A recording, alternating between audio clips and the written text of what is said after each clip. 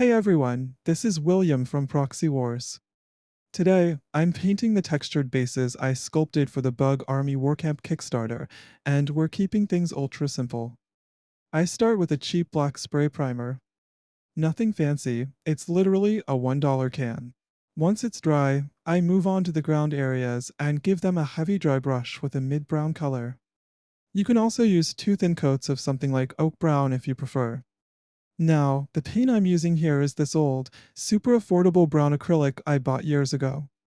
It's no longer produced, which is a shame because it's perfect for terrain. But honestly, any decent brown acrylic paint will do the job.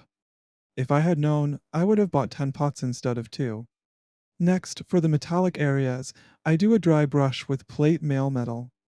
Make sure to leave the darker black in the recesses, that contrast really brings the details to life. At this point, the bases already look great, perfect if you're painting a large army like me. But for those who want to go a step further, I add a very light dry brush of fur brown on top to create a bit of color variation on the earth. These are simple, fast, and effective bases ideal for anyone working on a horde army project. I'm currently sculpting and painting my bug army, starting with the troops, then moving on to the vehicles, and finally the characters. I really can't wait to have them all on the table and start playing battles with them. Sometimes it feels like there's too much to do: painting, sculpting, game rules, testing armies, coding the website.